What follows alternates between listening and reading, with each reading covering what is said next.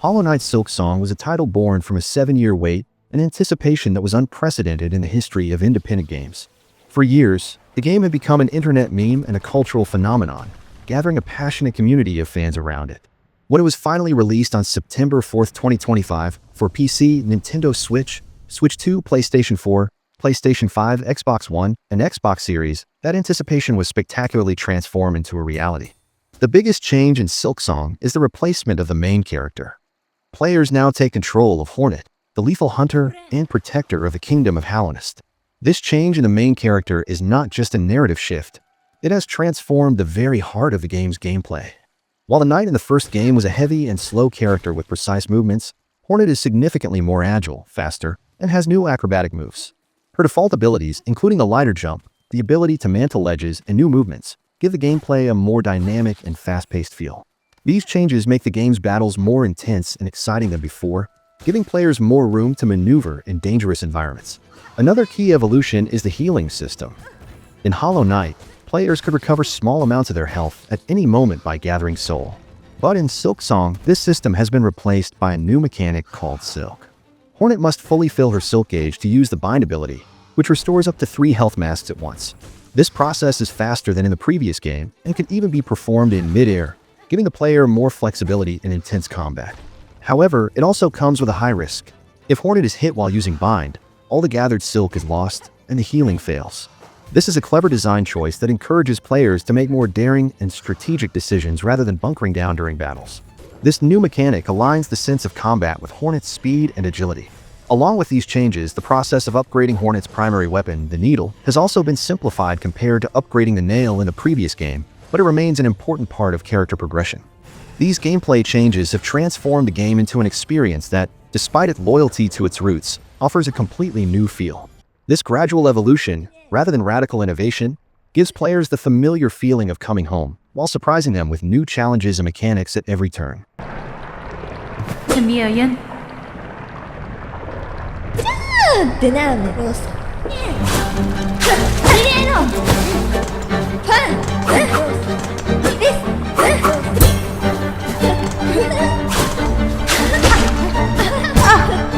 If Hollow Knight led players into the depths of a ruined kingdom, Silksong takes them on a journey to the heights of a new land called Farlem. This change in direction from descent to ascent is a key design choice that aligns with the game's new, more vertical mechanics. Along this path, players traverse a variety of stunning and diverse biomes, from mossy grottos and coral forests to gilded cities and misted moors.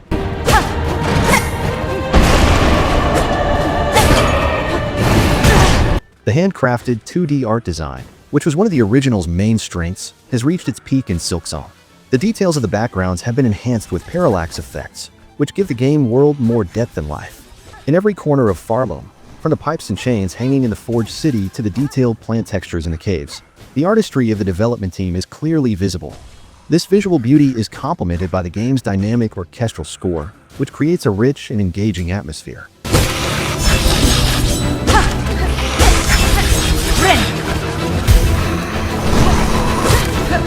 Feedback on Silksong's difficulty was initially somewhat contradictory.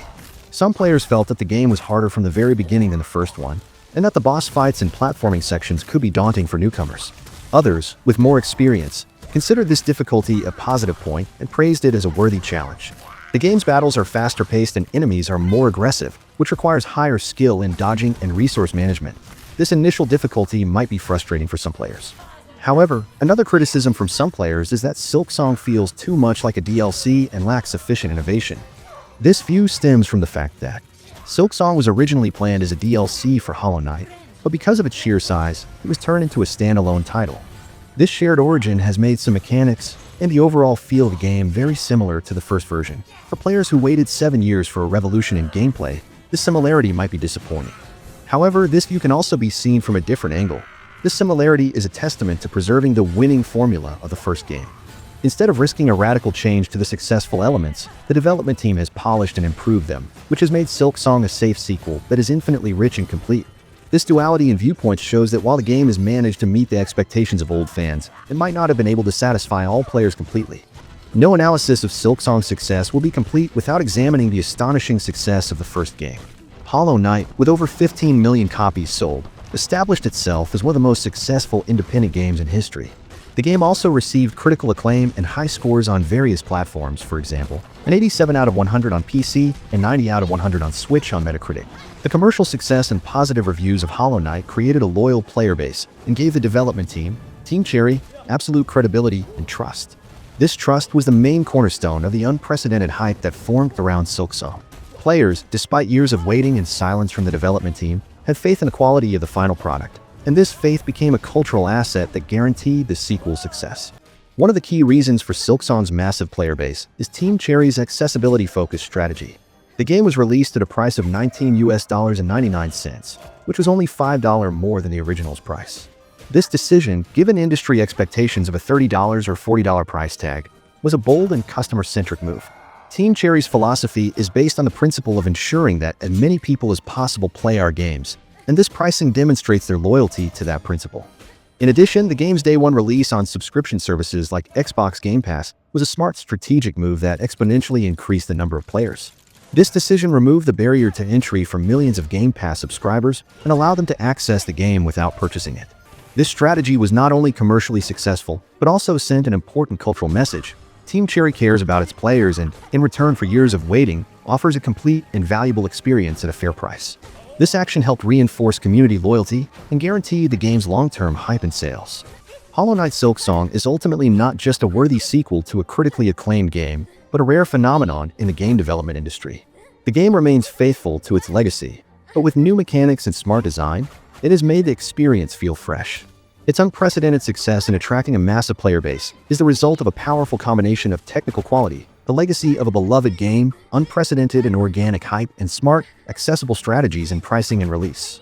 The impact of Silksong on the indie gaming industry is undeniable. Reports indicate that some other indie developers delayed their game's release to avoid competing with this major title. This type of behavior is usually seen for big titles like GTA, not for an indie game.